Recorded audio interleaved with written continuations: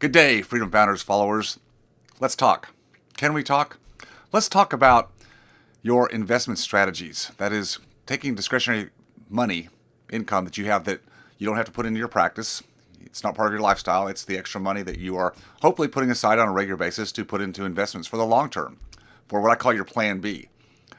However you're doing that, you need to be doing it on a regular basis. Be disciplined.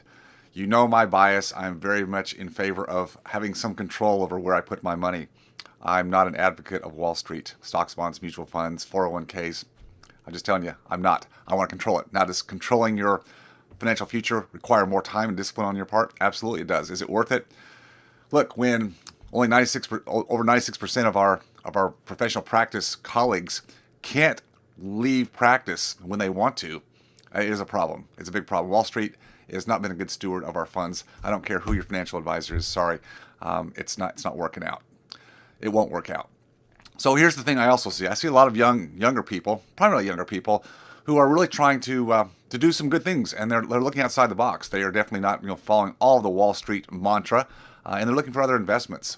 I love to see on the forums. They're doing different things. I like that attitude, but here's what's wrong. What they don't know is what they don't know. They're trying to do what I call hit home runs. They're trying to find the home run investment, that startup company, that cryptocurrency that's exploding, finding something that they can latch onto and make the big hit, what I call the home run. Hit the home run, right? There's an adrenaline rush when you play in that arena. It's like for some people going to Vegas and a little bit of a gambling. It's like an addiction. It's like you want to make things happen. I get that. But that's not a path to a sustainable financial future. If you hit a home run, I mean, you have a big parade. Everybody shouts and you get to pound your chest and look at me and it feels good. It feels good from an ego standpoint. It feels good from a financial standpoint. Here's the question. Here's the problem. Is that sustainable? Can you get up to the plate and hit home run after home run after home run? When you try to hit home runs, the problem is you're also going to have a lot of strikeouts. Babe Ruth, one of the most successful big hitters, of all time. But he had more strikeouts than he had home runs by a long shot.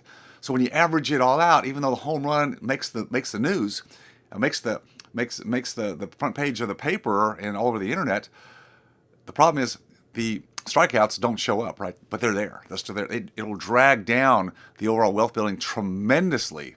You have no idea. So that's my point is, I'm all about making it big on little deals. It's the compound effect.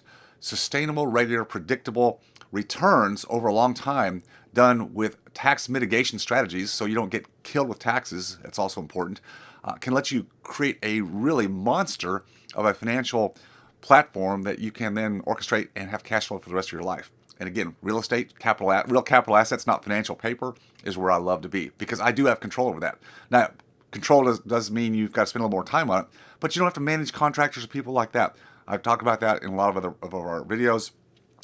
I show our members how they can be involved in capital assets, real estate, very safely, very predictably without getting their hands dirty. That's a key.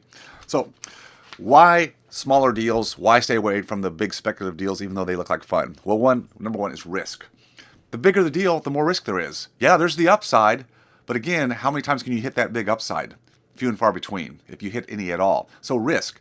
Much bigger risk on bigger deals. You put more money in that deal, you put more time in that deal, and if it doesn't produce or if it falls flat, you've lost a lot of time and money. You lost its opportunity cost that you let go in that regard.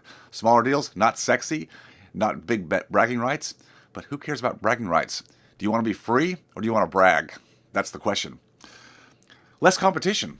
There's lots of money out there chasing yield today, in whether it's the stock market or real estate or wherever. Lots of money chasing yield, and that means the bigger the pile of money, like hedge funds, Wall Street, are looking for bigger deals. They're not going to play at a small level, and I'm talking here in real estate about single-family houses. Big money's just not going to play there very much. They can't. They can't be nimble and flexible and adaptable like we can. It's a perfect place for you and I to put our money because, trust me, the competition is not there. The big money, the people who know way more than you do in the bigger deals, the commercial, the REITs, or on Wall Street, they can beat us hands down because of their inside information. But small deals, less competition. Smaller is simple, it's more predictable, and it's sustainable. I've got a whole portfolio of equity producing houses, and I also do a lot of lending secured by houses, and it's just predictable, regular money every month. I just don't have problems with it. Why? Because I've got the right assets, quasi managed, if you will, by the right people. It's all about the network, the people I've built connections with. I'm very confident in my platform. I've been doing this for 37 years. I've gone through the ups and down cycles. And with my program, the way I do it, we just roll right through these cycles. We're not trying to hit the big home runs. We're not trying to hit the upside and then time it so we don't go to the downside. Just steady, predictable cash flows all the way through. Index to inflation. It's the way to go. Complexity also creates a lot of confusion. So when you think you're getting involved in a big deal because everybody's excited about it, they think it's got big potential to make big money. There's lots of moving parts, right? You looked at that before, I assume. Lots of moving parts, lots of people involved, lots of mechanics. It creates confusion, and confusion is one of the biggest issues we have in terms of not being able to understand what's going on. And confusion also allows people to, unfortunately, there's going to be corruption and issues where people can take advantage of that. Now, I'm not saying everybody does, but it's an opportunity for us, those small people, to be taken advantage of. Or just the confusion factor, we don't understand really what's there because all of the boilerplate print, the PPMs, private placement memorandums, funds, that kind of thing. You got to be careful. I'm not saying you can't do okay there, but you've really got to know what you're doing and know the people for the greatest extent. You've got to know who you're dealing with. When there's a lot of money on the table with bigger deals, people change. Yeah, unfortunately, people do change. When there's money on the table and they have access or they have a need for it or just the greed glands come out, things change. You've got to know who you're dealing with. The smaller the deals, not that it can't happen there, but less likely for that to happen. You've got more control over small deals. You could watch and see exactly what's happening. Big deals with lots of complexity. You're a small player. You're a small investor. You're not going to be on the inside of those deals. You're not going to know what's really going on. It's not a good place to be. I just say, keep it simple. I want some level of control in my investments. Now, I don't want to be hands-on. I don't want to be dealing with tenants or contractors, evictions or that kind of thing. And I don't. Maybe back in many years ago, I started there, but I don't. There is a way that you can control and set up your financial future. You got to spend a little bit of time on it. You got to invest your time, some capital, find the right people to do it.